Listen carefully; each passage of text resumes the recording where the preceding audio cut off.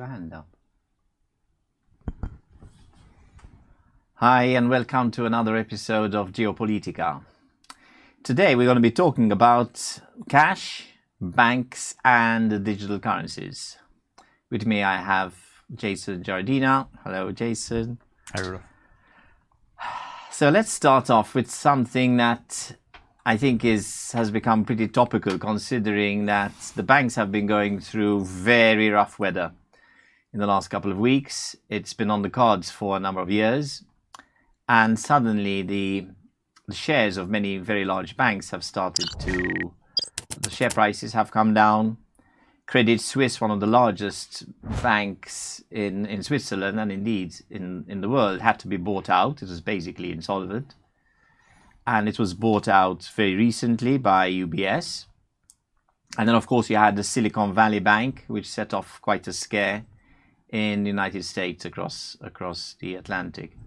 So I think the best is to start off by giving an idea about cash in general and how the cash has really been the backbone of day-to-day living and markets. Now, we assume that cash is something that can be quantified, Jason, because we think there's a certain amount of cash at hand. But in fact, this was not the case as from around 1971-72, because right up till 1971-72, the US dollar was pinned to gold. In other words, you could trade in any US dollar for a specific amount in gold.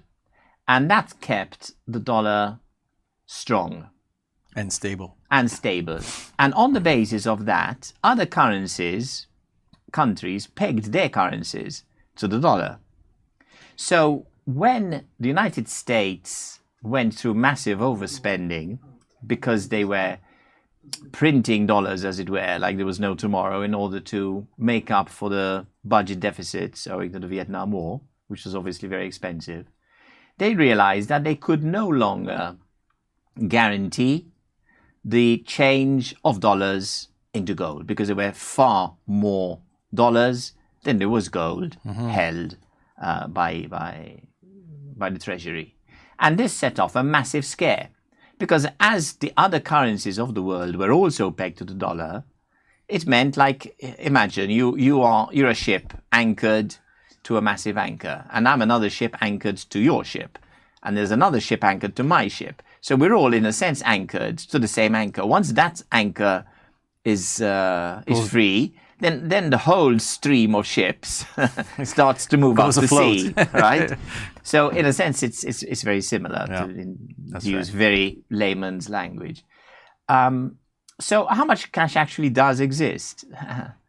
How long is a piece of string, Jason? That's right. Because what we've seen is many central banks producing more cash through what we've called quantitative easing in the last few years. In other words, conjuring up new issues of bonds in order to create new money. So those bonds will be bought up either by the public or by banks, generally by banks.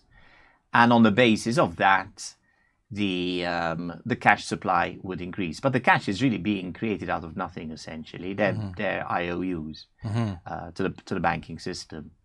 And the whole IOU system really got pretty much out of control many years ago through the development of what we call the fractional banking system. So without going into too much detail, for those who might not be familiar with this, it would turn around your entire understanding of how banks work and how cash works.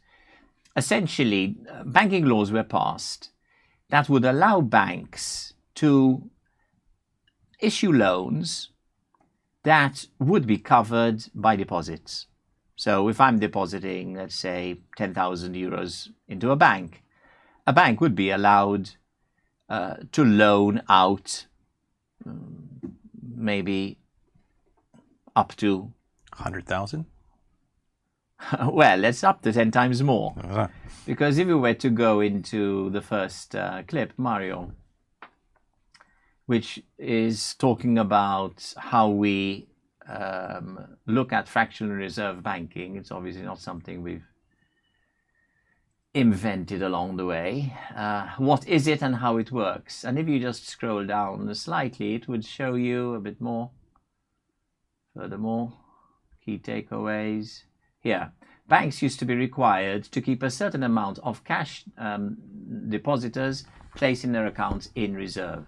So if a bank had, let's say, 10 million in deposits, it would be allowed to issue loans. So does that mean they're loaning out your money? Well, in theory, no. Because legally, you still have every right to go close your account and take all your cash out. But what was happening, that's why it's called fractional reserve banking, is that the laws were allowing banks to basically create loans out of nothing. And hold a fraction of those loans in reserves. In actual physical deposits, in actual reserves. And for those who may be thinking, well, how are banks legally able to do that? That seems rather fraudulent. We've put a link in the description of this video, which it's an animated cartoon, but it really, in simplistic terms, explains the very ancient history of fractional reserve banking. And I would recommend that anyone watching this video, after the video, go to the link and watch it. It's very informative. It's very well made, and it'll give you a very, very simplistic but very educated description of how the banking system works, how it originated, and how we've come to the system that we have today. Yes, and Mario, if you can go into the next clip, the second clip, which is also quite interesting, because while the first one was specifically focusing on the fact that the banks were very limited into how much they could actually generate in loans based on the deposits they had to keep. In this particular clip, it's quite clear. If you scroll down, Mario. Yeah, just keep scrolling down, and it gives us an idea of how much actually is being generated through the reserve banking system, just fractional reserve. Keep going down, how it works. So you deposit 100,000. Yeah, you can stop here. So yeah, you can stop here. Just go up slightly. Okay, now if you take this out a little further, you'll see that your original 100,000 can become, it doesn't say how much here, by the time it's all over, as follows. So you deposit 100,000. Your bank loans to someone else, they can loan up to 90,000. That person deposits his 90,000 into another bank. Could be a completely different bank. It doesn't matter. That bank will then loan another 90% of what you've deposited. So that's really the original 100,000 is being stretched 9 times over, because the first bank that received the deposit has loaned out 90,000. That 90,000 goes back into the banking system, and then a new bank loans out another 81. And this goes on down the line to 72,000, 65, as we can see here, 59, 53, 47, etc. Go on and on. So actually, what you said is quite accurate. You're lending out as much as 9 times more than you actually have in deposits. And interestingly enough, we don't even realize that the interest which is being charged on those loans is money that cash doesn't even exist for. So even if we attempted to eliminate all the loans within the system, there would not be enough cash to do so, because the interest is just a register on a computer somewhere in a bank. Yes. So why are we mentioning cash specifically? Because of course we're going to be talking about digital currencies, but in order to understand the digital world, you have to understand the non-digital world where we're coming from. And what's interesting is that, of course, one of the major problems we've had with banks and global economies is when there's a so-called run on the banks, right? When people feel that their money is not secure, they would rather go to their bank and withdraw the money from their accounts. And because we are saying that there is far more digitalization of existing currency, because banks are digitally producing new bank accounts with loan statements and not physical cash, paper money. So the digital world has existed for many years. That's right. Already. Yes. Fractional reserve banking can only operate through a form of digital world. Because otherwise, what are you going to do with a banknote? Split it into 10 and cut it into 10 pieces. So you can't do that. You can only do it in some digital format. Yeah, and when people go to the bank expecting for their cash or their money to be there, what happens is if you have all the people going in at the same time, through the chart that we saw where the multiplying effect of deposits is taking place, people start to realize that there is actually their money isn't really there. It's just a number on a computer system. So when they go to pull out the paper, the bank doesn't have all that paper. What it has is a compounding effect of loans on top of loans, which is registered on their databases, and that's all they really have. Yes, exactly. So why is this so important? Because the world, unfortunately, never really recovered from the 2007-8 crisis. And some would say that we've never recovered from any other crisis, because even the 1929 crisis had effects that lasted for many, many years. So if the banking crisis is triggered again through a so-called run on banks, then you can't be in a position where you can allow banks to go under, right? Because then it's only going to make the matters worse. Right. So what do? You try to restrict people's access to their cash, banks. So this is a bit of a chicken and egg situation. Which comes first? If you're going to try to prevent a run on banks and people get wind of what you're going to do, then they're going to run to the bank. So really, it's a race against time. Yes. You know, and I think this is why many countries, or maybe the global financial situation is set up in such a way, or is being set up now, to work towards digital currencies. One of the reasons, number one, of course, it could increase control of global cash, global financial system, far more than it ever did. Absolutely. But also, it could prevent a run on banks, because if everything is digitalized and you eventually phase out cash, as in banknotes, because as we know, when we talk about cash from an accounting point of view, if you've got an account, if you've got cash in your account, then you're cash rich. You've got 100,000 in your bank. A company has 100,000 in his bank account on his book, so that is seen as cash. But we're talking about cash in the sense of physical notes paper. Going to the bank, Right. withdrawing money and having paper money. In that sense, we're talking about cash, not as an accounting term so much. So if you only have digital and you phase out physical banknotes, then you prevent a run on banks. Well, and the thing is, like you said earlier, a lot of the money that we have in the accounts are actually digitized already. So we have already gone quite a distance in terms of digitization of our currencies. Except what we've always had was the option to go to cash, so long as you said, there isn't a run on the bank. So if the system is functioning properly, you've always had the option to transact through cash. But what seems to be happening now is we're moving away from that option. We're strictly going to strict digitalization, which, as you also mentioned, creates some issues in regards to control and how people can spend their money and when they can spend their money and so forth. And maybe we can discuss that a little bit later. Yes, maybe you can kick off with an explanation of what constitutes digital currency in today's terms, and specifically central bank digital currency. Right. So central bank digital currencies basically means that the monies that you earn from your wages would be deposited into a bank in a digitalized form, not in terms of a check or in terms of cash.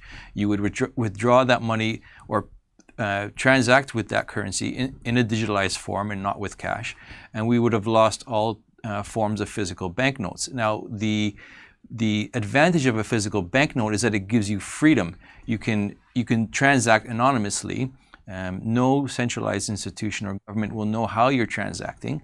On the other hand, if we go to a centralized digital currency, the issuing institution of that digitalized currency, or where that currency resides, would have the power to determine how that money, where it's spent, whether it has an expiry date or not. It can also dictate to you, you must spend a certain amount within a certain amount of time, or your digital currency will expire. Maybe you've, for whatever reason, your carbon footprint is a little bit larger this month than it was last month, and therefore your digitalized currency would be reduced. And so there is this element of control, which I think it's important that we take into consideration. It's not just a matter of price stability or of banking stability, as Rodolfo rightly mentioned, but also in terms of this issue of control. Yes, in fact, we can see here central bank digital currencies are coming, whether countries are ready or not. So the word on the street internationally is that it's a fait accompli. But if we were to scroll down here, you've got 114 countries are exploring digital currencies, and their collective economies represent more than 95% of the world's GDP. So that's basically just about everyone, you could say, according to the Atlantic Council Central Bank Digital Currency Tracker. So yes, I mean, we're not only talking about finance, we're talking about civil rights, civil liberties, absolutely, and democracy in general. Because the more the state controls people rather than represents people, then the more you've got an erosion of democracy.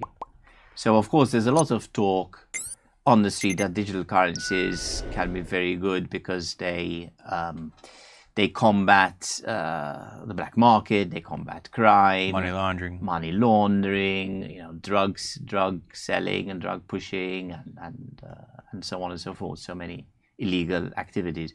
So while on the one hand, of course, the control of criminality is laudable, is good, but how many times have we seen in the past that you try to use a good reason, but then you actually have a bad motive? You're pushing a good reason, but then actually your agenda is different. Those reasons are used as pretexts for the actual underlying motive. Yeah, I mean, we've discussed this many times, that unfortunately the mafia has internationalized to such an extent where it's gone up to the very top across the world. It's influencing governments.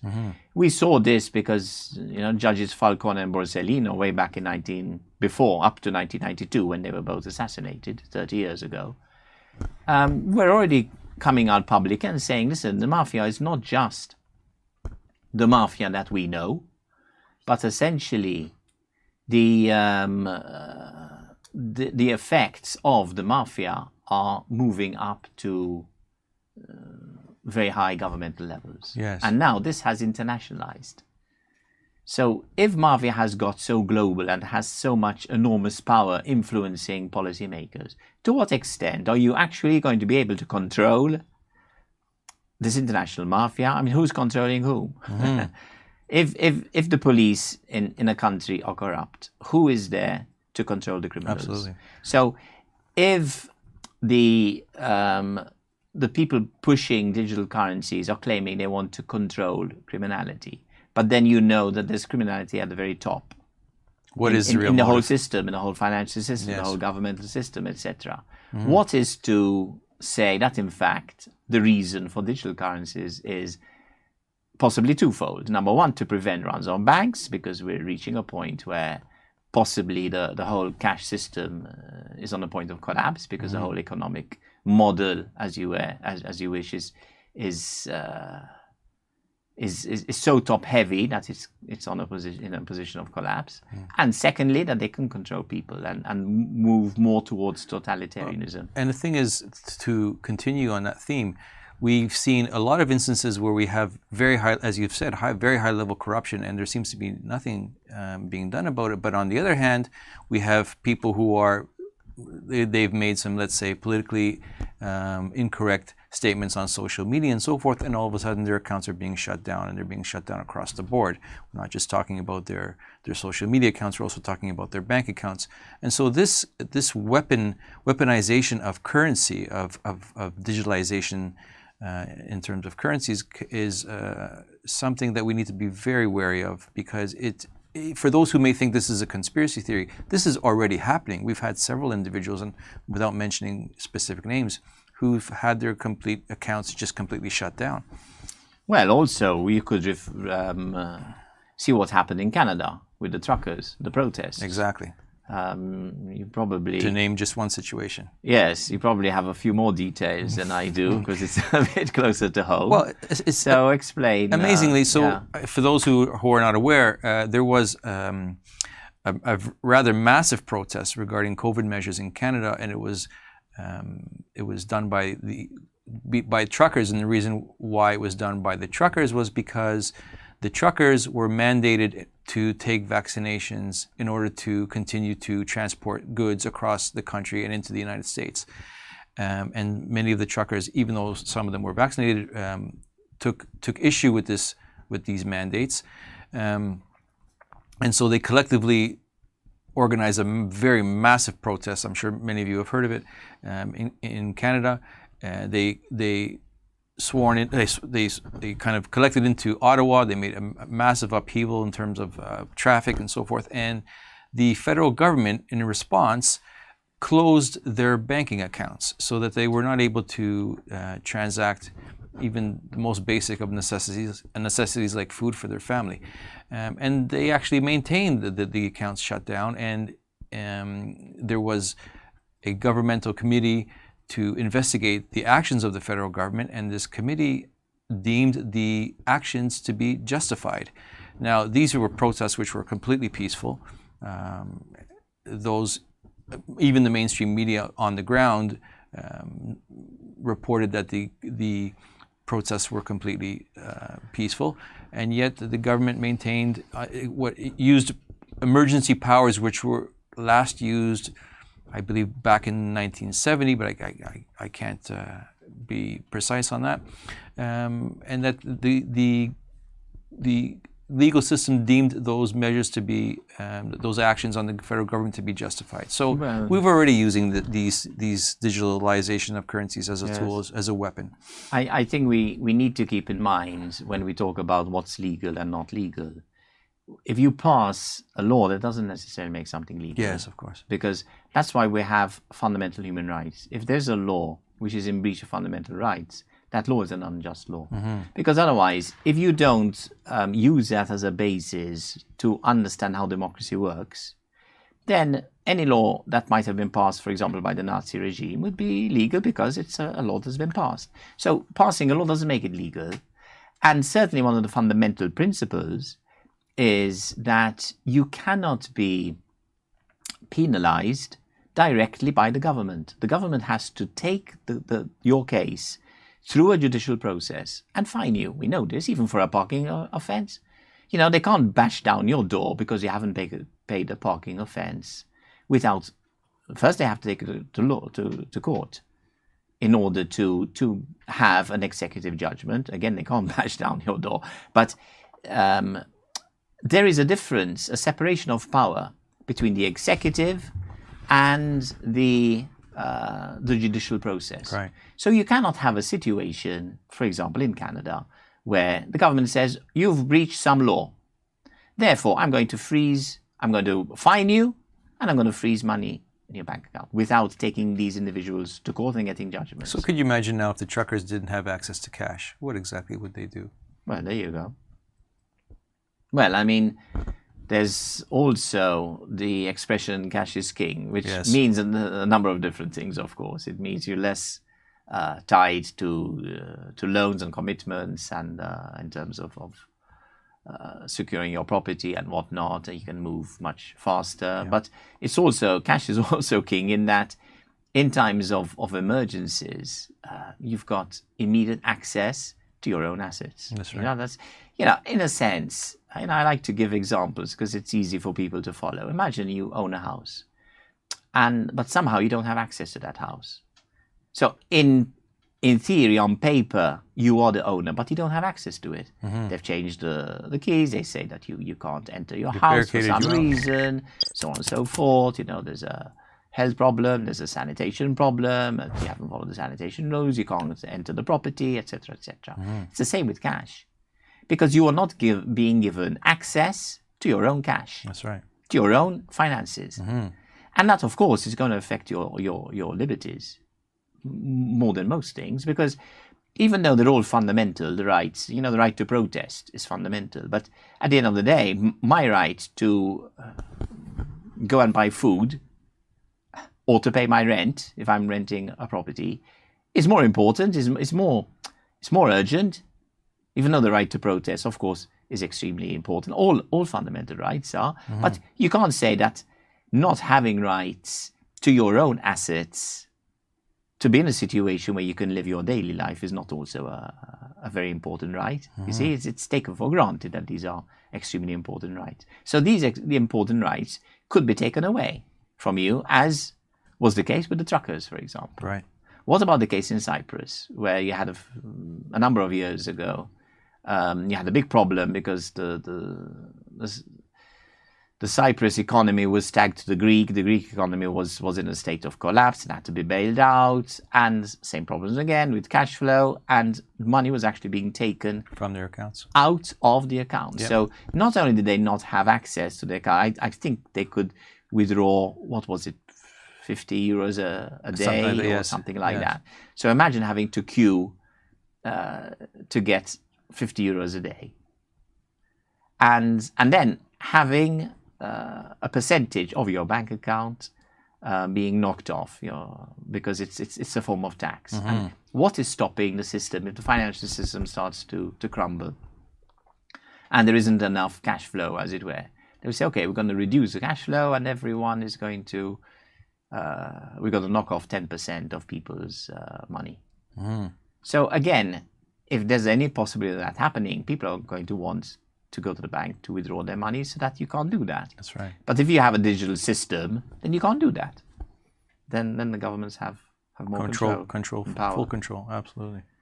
I think essentially when it comes to any discussion related to democracy, we're always talking about a balance of powers.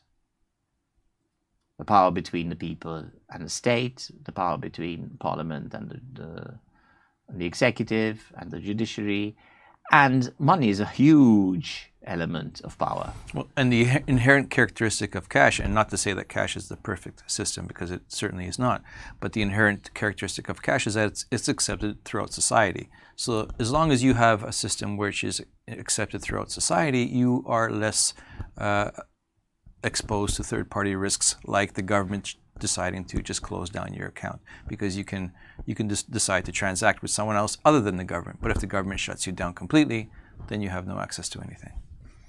Yes, and also there is the concern which is being raised now across the world, that the introduction of these central bank digital currencies would be moved in tandem with suppression of other digital currencies. Which is interesting. In fact, maybe we can go on to the next clip, Mario, regarding the digital currencies after this one. I believe it's the one after that, actually. Here we go. So right now it seems to be very much a battle which is being fought by some politicians on the right. Again, it's not really a right or left issue, quite honestly, because these are all about civil rights, and people across the political spectrum should take on the issues that are affecting all people. So it's not really a question of who's in power, whether it's left or it's right. But anyway, in this case, we've got Ted Cruz introducing, in the States, of course, a bill blocking the Federal Reserve from adopting central bank digital currency. And if we scroll down, we see one of the reasons why. Here, Senator Cruz introduced a bill which would prohibit this from moving forward. Could go down a bit further. Here we go. Yeah. The bill goes a long way in making sure that big government doesn't attempt to centralize or control cryptocurrency and instead allows it to thrive in the United States. We should be empowering entrepreneurs, enabling innovation and increasing individual freedom, not stifling it. So the argument that Ted Cruz is making here is if you're going to introduce the digital currencies, you're going to go after the non-central bank ones, like Bitcoin and Ethereum and so many others. And we obviously you want to try to squeeze them out because you want to have control. It's always a question of control. That's why it's a question of a balance of powers. And it's quite interesting that many of these banks, which have collapsed over the last couple of weeks, are closely linked to these cryptocurrency type technologies, like Silicon Valley Bank, which was highly invested in cryptocurrency startups. And these banks, which were invested in these cryptocurrency startups, are now being taken over by the main, what we call the mainstream or the legacy type banking systems. Yes. So I think that's rather That's curious. interesting. Yeah. So I mean, nothing happens for no reason. This is what makes it interesting, that you have to go further down the rabbit hole. Yes. Because if you just see the surface news, why this bank and not the other, and then you start to dig up a bit more. And as such, we wouldn't have a problem with the introduction of a digital currency if it was an option, because the more options you have in terms of currencies, the more freedom an individual has. You can have cryptocurrency, a central bank digital currency. You can have cash. You can have a fiat currency.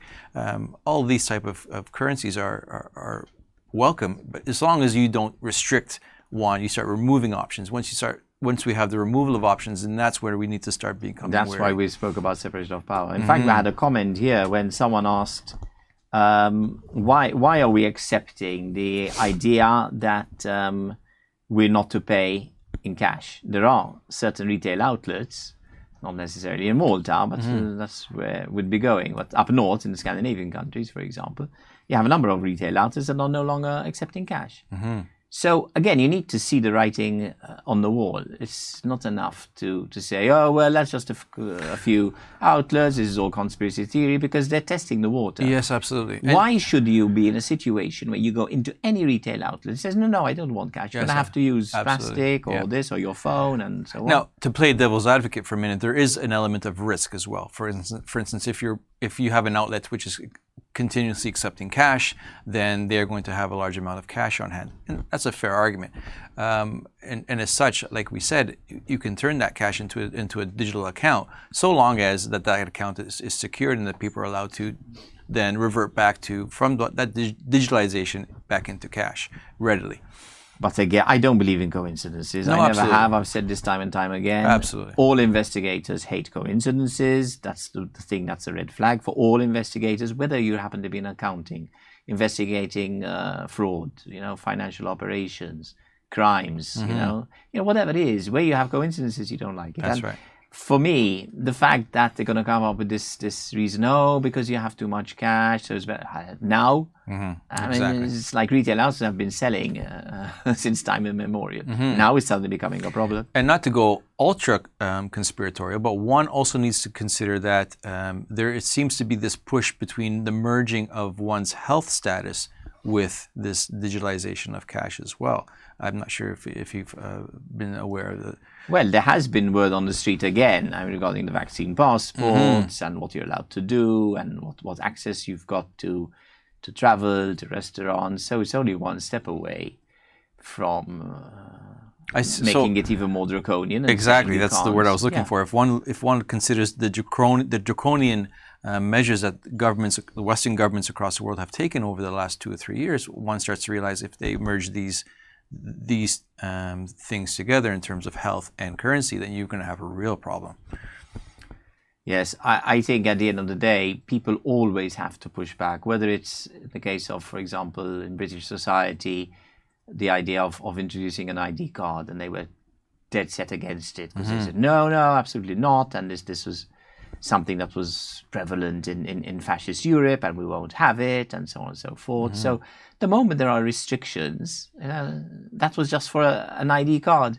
And then suddenly we were warming up to the idea of a vaccine passport. So you don't accept a normal ID card, which many of us find extremely useful.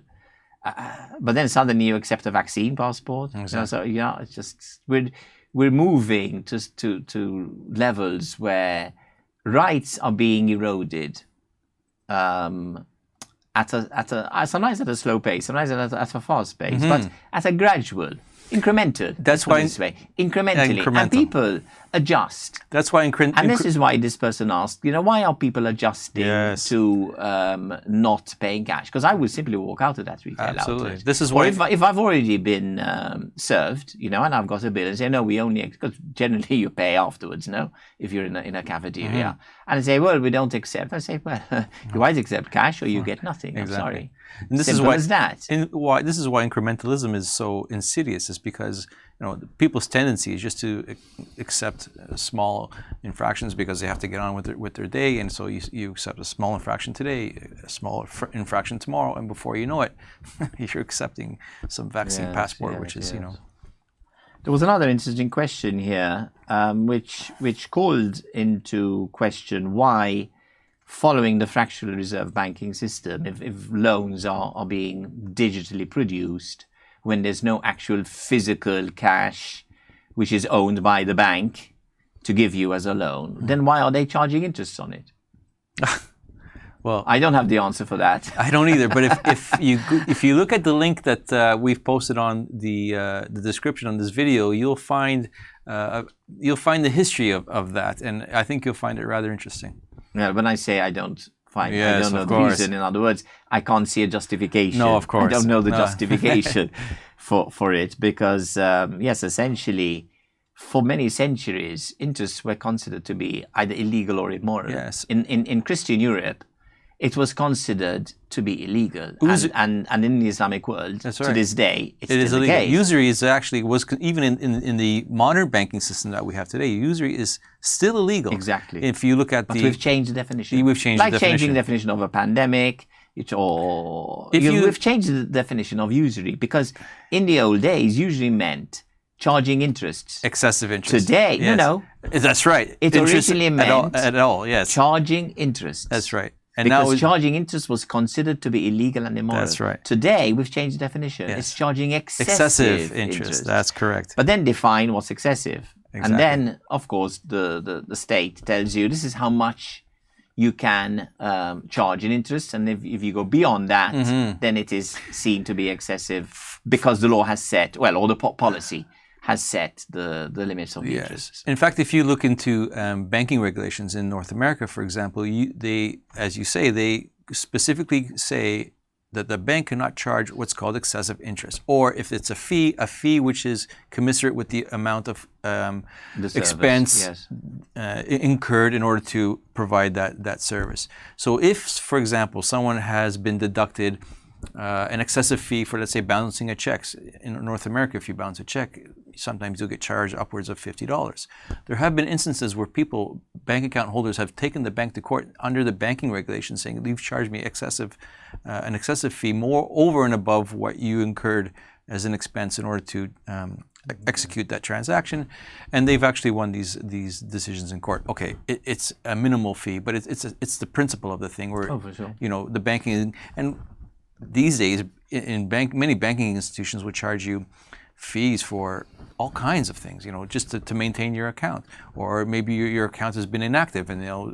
Yes, they're charging you annual fees, whether you use your account or not. They're charging you annual fees simply because you have that account. Whereas in other banks, including in Malta, they're not necessarily charging you. At least. My bank is not charging me simply for having a bank account open, but not yet. But I know that there are banks. Yes, absolutely. And certainly in Italy, just to have to quote one example, you do get some banks that do that. So before we close up, maybe a question to you: What would you suggest to people? How would you advise people considering the financial situation we're in, the cash, digital? Mayer de Rothschild once said, and for those who don't know, the Rothschild banking family is a very old banking family. They originated in Austria. He once said that, give me control of a country's currency and I care not who makes the laws. And this is a very profound statement. Unfortunately, currencies are the linchpin of societal, economic movements, and it's something, if we wish to maintain our freedoms, we really do need to consider developing alternative systems to the systems that we have currently. For those, I would say now, maintain as much cash on hand as you can, use cash as much as possible, put pressure on retailers to continue to accept cash, so that if a digitalized currency system does become implemented, they realize that their livelihood is at stake without the cash transactions. So as much as you can, transact in cash. I know many young people seem to be quite comfortable using electronic means. I suspect that many generations since the 1940s are not aware of the type of propaganda and control measures governments can use in order to take control of societies. I would recommend that you become aware of them. And controls of currencies are one major element of that type of propaganda movement. So I would recommend to store as much cash as you can, use as much cash as you can, even if it's just for small amounts or for large amounts, although that's being restricted as well. But to use as much cash as you can is what I would recommend. Excellent. Good. That's a good positive note to end our program on. So thank you very much. Thanks, Rodolfo. Thank you to everyone for following us again. And while wishing you a good day or evening, just let anyone who happens to be online right now that in a few minutes we'll be broadcasting live again on yet another episode.